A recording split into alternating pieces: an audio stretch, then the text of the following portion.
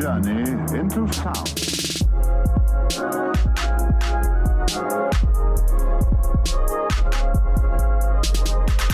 Salutona Mikoi, welcome to the third episode of the Young Bureaucrat in Brussels. First of all, Happy New Year for everybody. I wish you 2024 is again, like it was last year and every year before, it will be again a year where all of us will be one step closer to becoming the future commissioners and or MEPs. This is our episode of today and it's very special. Why? I mean, every episode is special.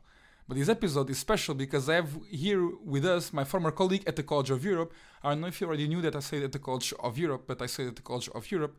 And I have here with us my friend and former housemate, in fact, at the College of Europe. That's going to present himself. And we're going to have a very interesting discussion. Want to say something?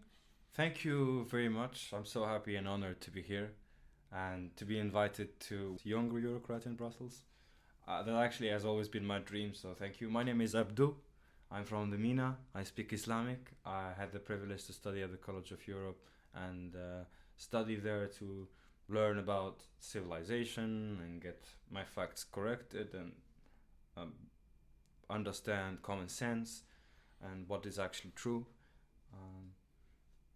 Amazing, Abdou. I'm sorry that I interrupted you, but well, I think there's no doubt that which one of us has more interesting things to say, right?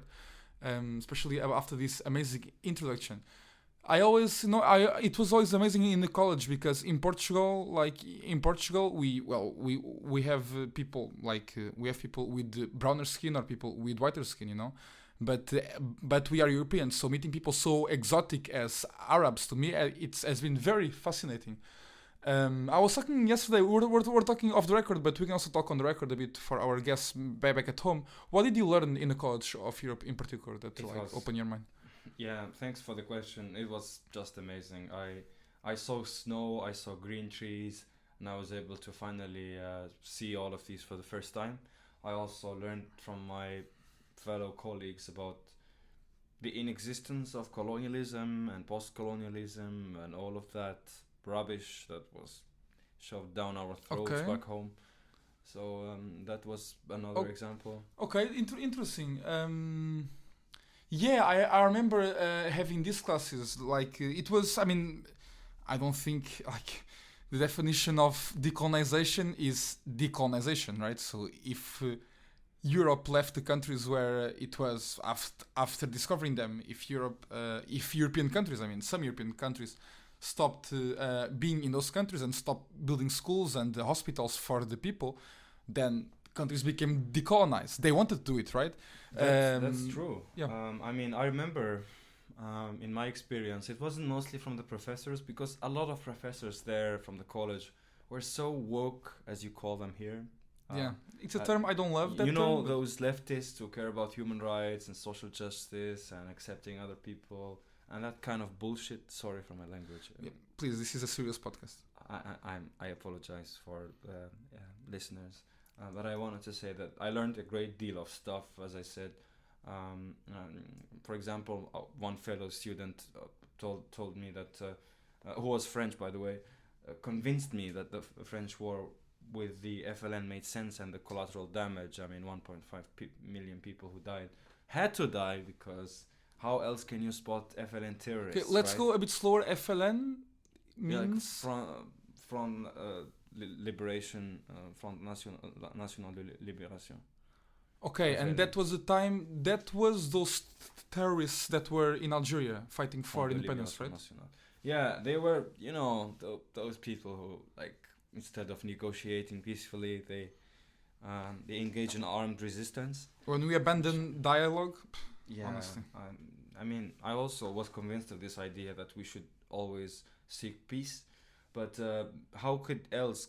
He convinced me, which made sense, because how else could you spot FLN terrorists? They are in bars, in cafes, in public transport, in villages. So I was really, really mind blown and understood that there are always two sides, and that the FLN was as bad as the French colonial army, who technically had political, economic, and military power, but still, there is always two sides, you know. Yeah, but and calling it colonial, Algeria wasn't a colony; it was a province. That's true. I'm sorry for my term. I retrieve my terms, and I would like to say, French army. Okay. Just because sometimes we talk about. I mean, nowadays we call colonialism to everything, you know. And for example, some people even call colonialism to what happens in Israel, and it's a very good parallel with what you said because it's the same there. That's true. Right? They are also looking for the Hamas terrorists. If Hamas terrorists go inside the hotel and hospital rooms and like hide inside the sheets of people that broken an arm in war and are there resting, then what? Israel should not bomb the hospital? True. What do you think about that? So I don't want to. It doesn't. The thing that's actually this leads me to my third.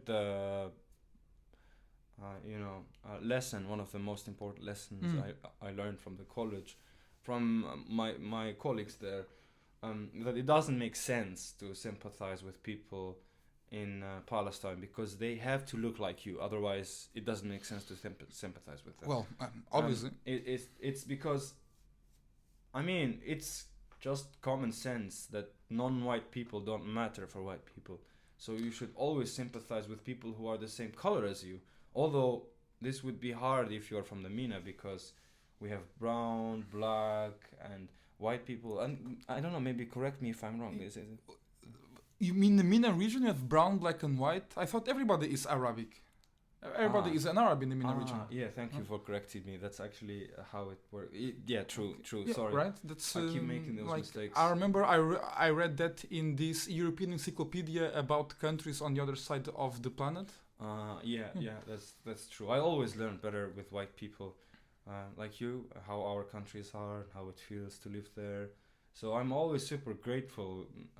You actually reminded me of this white girl who also taught me how original couscous is made and how it's from Israel. Yes, couscous exactly. is Israeli. It's not North African. Yeah. So I at first I thought it was couscous with veggies, chickpeas, and if people want can add chicken or beef, and it's from Israel. But she taught me how it should always be, which is with pork sausages. Yeah, that's like when I was in Tel Aviv, by the way, amazing place. Oh my God, amazing. If you just ignore like the Syrian attacks from those terrorists, amazing place. And I remember I ate very good typical couscous.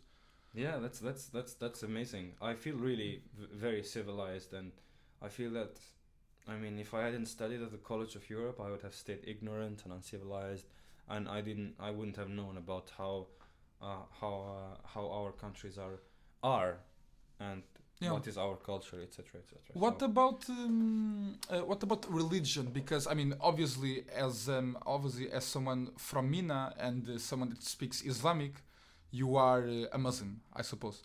Did you were you okay being around girls that were not Muslim at the College of Europe, or was it like a bit? Were you trying to Did you try to have 3 or 4 girlfriends at the same time? Because I know it's common in your country, right? Yes, I tried to have around 4, but I learned that Europe is Christian, so you have only one partner. Judaico-Christian. Judeo-Christian, yeah. So you have only one partner. You have also Jews in Europe. Shoes? Jews. Both. We have shoes and Jews. And also juice, right? Yes. They have also apple juice? Yes, we also have apple juice. We have the 3. I know that in Arab countries you have neither of them, because you always walk barefoot. Every time I see people in mosques, they are barefoot. Sometimes sandals, but okay. But not like proper shoes. Okay. But yeah, overall, I mean, I feel the College of Europe was a fantastic place to be civilized and learn about my country, and from Europeans themselves. You know what I mean? No. And I mean, it's so honorable, and I feel so grateful. And finally, just to end on a good note, I don't know if my fellow MENA compatriots can hear this because maybe they don't have internet, maybe unfortunately. But I want to say hi to my village, to my dad Murad, and all my bros from the hood, and tell them that I found a European wife. You found a European wife? Yes. Amazing. This was another episode of Good Vibes, EU Values. Thank you so much, Abdu, and stay on that side, and talk to you